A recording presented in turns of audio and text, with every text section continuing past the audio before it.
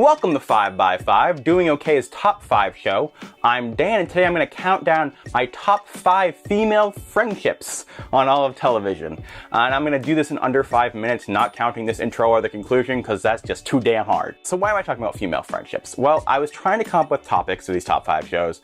I had thought about doing just my top 5 female characters on TV, but I was thinking a lot about how whenever we have strong female characters presented on media, oftentimes they're the lone strong female character, and I wanted to think about women that supported each other. Because even on a show like Game of Thrones, where there's, I think, a number of strong female characters, they're very siloed, they're in their own little worlds. I mean, oftentimes, when you have just one strong female character, it makes it feel like she's the exception and not the rule, and we don't get to see that camaraderie and the reality of the world, which is that women are there for each other and not always catty and ridiculous and just talking about boys.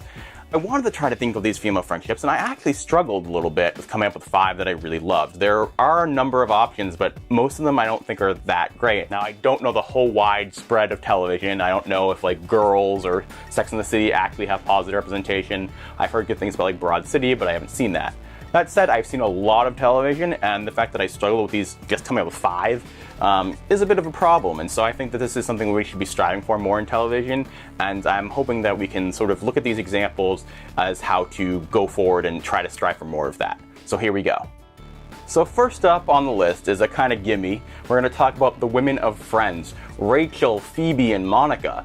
I really like them because they're all very different characters. Now, obviously, if you've been living under a rock or anything, Friends is about friends. There's 3 girls and 3 guys. And I like how we get to see different combinations of these characters and how they all bounce off of each other in different ways. We have Monica and Rachel, who are very polar opposites. We get Phoebe in there, who's just the wild card. They love each other. They're there for each other through everything. Monica and Rachel have been there for each other from a very young age. Monica, struggled with her weight when she was younger, and Rachel was there through that. We had stuff with Phoebe and Monica working together, doing catering, and even when they have rivalries and things, at the end of the day, the show's called Friends, it's about friendship, and, the spotlight is just as much about their friendship as about any of the combinations of the guys.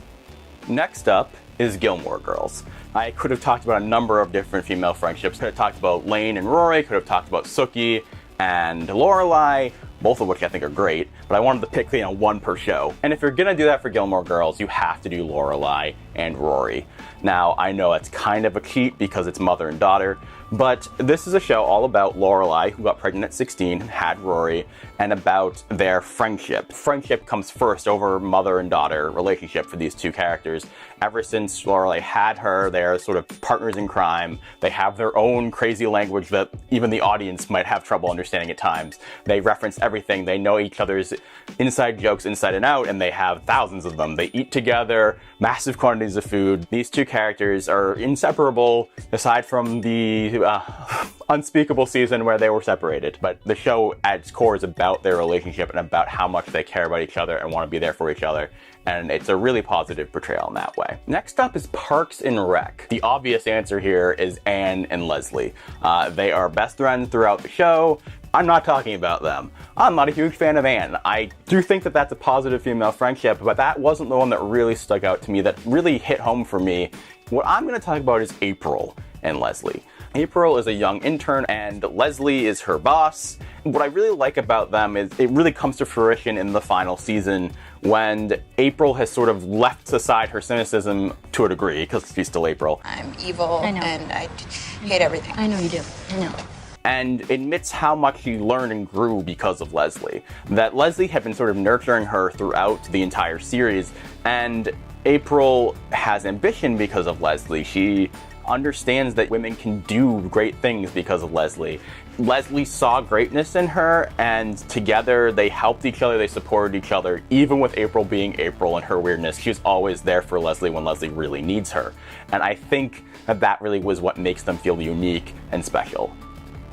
The next one might not be so shocking. Here we have Jessica Jones and Trish Walker. Technically they're adoptive siblings, but it's really about their best friendship, and just give me this one, guys, because it's really good. I love Jessica Jones in general. It's a great show, great Marvel show on Netflix. Definitely check it out if you haven't.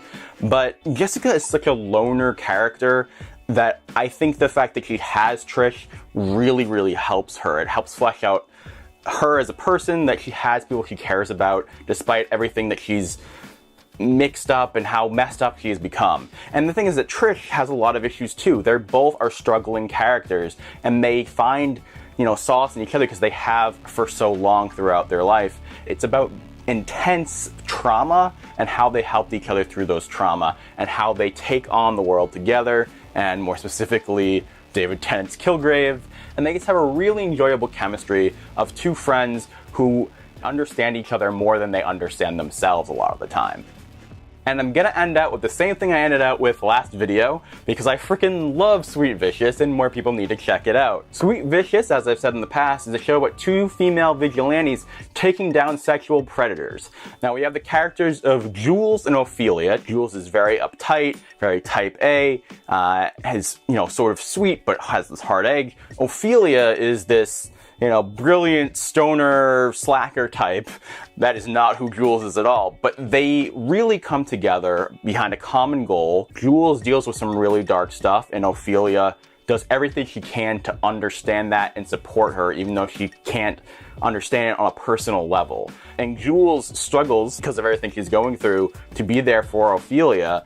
But she comes through that and is able to really bond with this girl that she probably would have never imagined that she'd be close friends with, but she finds a bond because at the end of the day, they're both great people. They should have gotten more time together. And that brings us to the end of 5x5 episode 2. I hope you guys enjoyed it. Please check out our previous 5x5. Please check out all the shows on Doing OK. We have new videos Mondays and Thursdays, 12 p.m. Eastern Standard Time. And please subscribe. Thank you guys so much for watching, and we'll 5x5 you later. Oh, God.